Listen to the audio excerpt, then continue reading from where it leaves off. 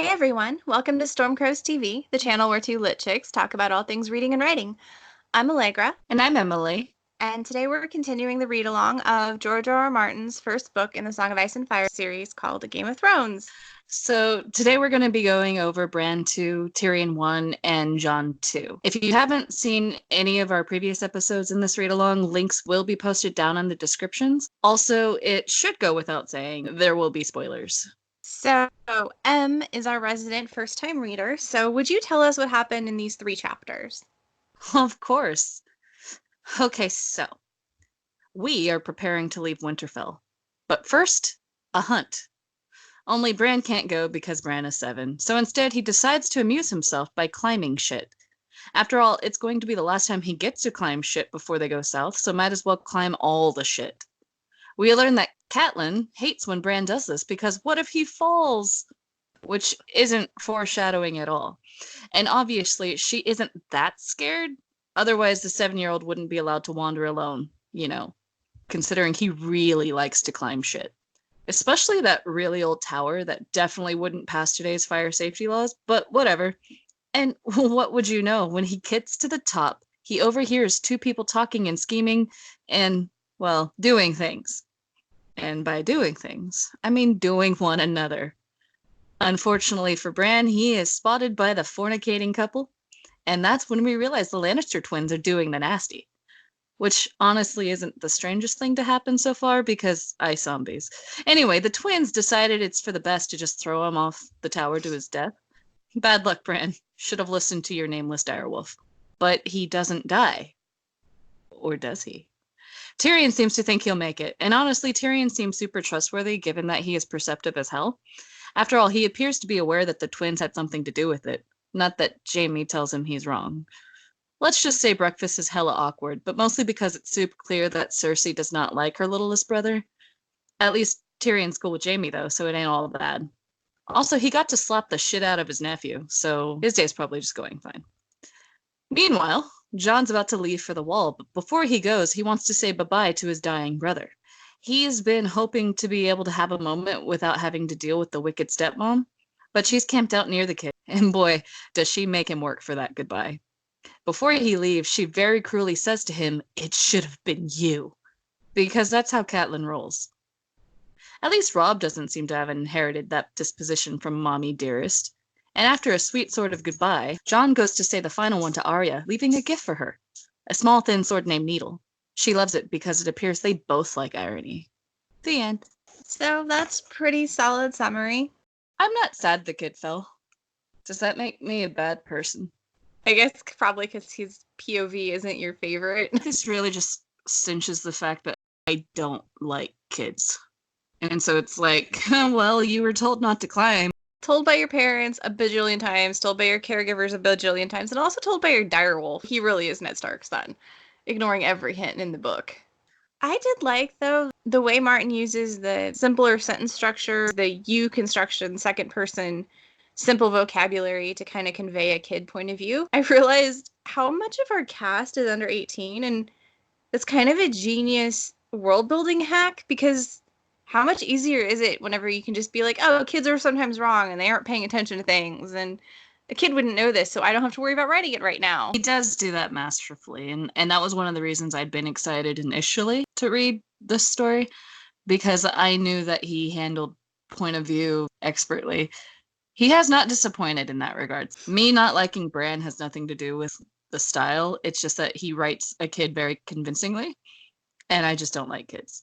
Would it possibly mean something that Bran is struggling so hard to name his direwolf and the other kids just do it automatically? Because I still don't know. Maybe some of our listeners might have opinions. It's just odd that Bran's the one who can't come up with a name. Yeah, now that you mention it, it does seem rather coincidental. The big reveal in this, aside from the fact that the Lannister twins are pushing small children out of windows, and that means Jaime's gonna be an evil person forever. Cough, cough. Twincest. Yeah, welcome to Westeros. Yeah, but after hearing that Daenerys was expecting to marry Viserys and the sibling thing was common, it almost doesn't faze me. Disclaimer, I am not fine with twincest, but because these twins don't actually exist in real life, it's not that bothersome. It's sort of like, Jaime pushing a fictional child out a window. But on the other hand, I kind of love that that's the big moral dilemma. You can sacrifice this one kid and save your 3 children and your significant other. Or you can let that kid live and kill everyone that you love. I hate to say it. I'd probably push the kid too. If I thought this kid could burn down the very world that I cherish the most, and this was medieval morality, yeah, totally. I love that Martin even talks about how he posed that question to friends of his that were parents, and they all stammered and struggled, and a lot of them couldn't answer or were like, I'd probably let the kid go out the window. I mean, not like let the kid go happily. It's a moral dilemma, but at the same time, it's not a hard choice. Do you want to move on to Tyrion? I love Tyrion. He knows the world is kind of a dick to him, and he just kind of decided to go with it with humor and a sort of snark that I appreciate and identify with. It's definitely a big selling point because some of the characters are just so full-on serious. Looking at you, Ned Stark. But that's because he's the king of Brood. Brood Jr., aka Jon, is just as bad. I do like that Tyrion comes after Bran, because it's like you see Jaime do this really horrific thing. You have that happen, and then you show a very nice side to Jaime, and you realize this is not just a villain forever, oh my god. It's a complexity. Because we've only seen the Lannisters there in that very villainous moment of twincest and murder, and through the eyes of the Starks. And then you see the Lannister twins from Tyrion's point of view, and you get that Cersei is evil, but she still is having breakfast with her kids. She is annoyed when Tyrion's using language she doesn't want them to hear. It's a normal-ish family. And I love Tyrion's just walking in and looking, and like the twins are dressed in the same gorgeous green, and they've got the golden bangles and the golden curls, and he just has this moment of, why am I related to the supermodels? Just why? And obviously he has some level of confidence because he was able to slap Joffrey without feeling any sort of fear of repercussion. Oh yeah, but I mean, Joffrey needs to be slapped. Can the kid really not count? You know, that's a good question. Joffrey's obviously not the brightest. Tyrion comes down and kind of interrupts Joffrey's joke about how the Starks would be able to count to 6, and Joffrey blushes. I kind of originally read that as like him being an awkward 13-year-old and like someone stepping on his joke and he's just mortified and can't untie his tongue. But then I realized, no, he might not be able to count to 6. I feel like if Joffrey could count, he would have been like, oh, shut up. He would have had a retort. But I think being silenced is more telling than having one. And oh, yes, and for mega fans, like, hey, this is our first intro to Sandor Clegane, the Hound. He seems like a dick, but that doesn't mean he doesn't seem likable. Oh yeah, no, Sandor's totally a dick. Like, he's never not gonna be. Kind of likable when sometimes. It's weird. I tend to really gravitate towards the dick characters. Again, I think we're learning a lot about Emily in this episode. It's easy to like the outcasts, and I loved that about A Song of Ice and Fire when I first read it because I was so sick. I quit reading fantasy literature. I was tired of the same old Lord of the Rings ripoff or high fantasy, everyone's perfect or everyone's completely evil. And then you get A Song of Ice and Fire, and it's like, hey, sometimes people are just complicated, yo. Oh, and before we move on too far, I should point out, Septa Shayna asked us on Twitter, especially about the burnt bacon that Tyrion eats, because that's a tinfoil theory about foreshadowing of Tyrion being a Targaryen, because only dragons and men eat their meat cooked. I would have missed that completely. The dragons tend to obviously char with their fire breath and then consume the meat. So a lot of, if you're eating with a dragon, you expect a lot of burned bits. And I also want to point out that in Tyrion and Jaime's conversation, Jaime discusses death and disfigurement and how if Bran was his son, he'd have already given him like the gift of mercy or whatnot, like he'd have put the kid out of his misery. We don't actually know what's going to happen to Jaime's kids, all of them. Like, he may actually face that choice someday. But we do know he'll face disfigurement. This conversation obviously has a ton of foreshadow stuck in it. Also, let's point out that Tyrion is the only one in the family engaging in responsible diplomacy. Tyrion is going up to the wall while everyone else heads back south. And, like, there's been no royal representative checking in at the wall for ages and ages. Honestly, if Robert Baratheon was even 0.5% interested in being a decent king, maybe he should have sent part of the small council up there while he was here. But nope, it's his random brother-in-law just as a one-off. I think it also just highlights that Tyrion is substantially smarter than all of them. I mean, we saw that from, it opens with him reading a bunch of ancient scrolls. And how did Valyrian scrolls get to Winterfell? We'll never find out. But he's reading a rare treatise on engines of war and stuff that obviously even the Starks have forgotten exist. Which I'm sure will come in handy later. Now we have to talk about Jon. Catelyn. A Resident Evil stepmother / sufferer of intense church lady syndrome. 12th century Karen. Low-calorie Cersei Lannister. That was what I said on Twitter, and I'm standing by it. I stand by that, and I stand by you, and I stand by anyone who thinks that Catelyn Stark is literally the worst. I know that there are people who would be like, but no, there is no excuse. Who says that to a person? It should have been you who fell from the tower. My problem with Catelyn is that she never once feels bad. Like, on paper, on screen, we never once see her feel even a little bad. There's no guilt. And to me, like, that's what's damning. I can put up with you being a jerk, but if you have to at least pretend to feel bad about it occasionally. Jaime is a jerk, but Jaime knows he's a jerk. He doesn't sit there and pretend to be better than he is. Like, yeah, he's arrogant, but that kind of goes along with the I can back it up with the sword. Catelyn presents herself to be something she's not. Like, I am a good person. I am a good wife. I am a good mother, but you're none of these things.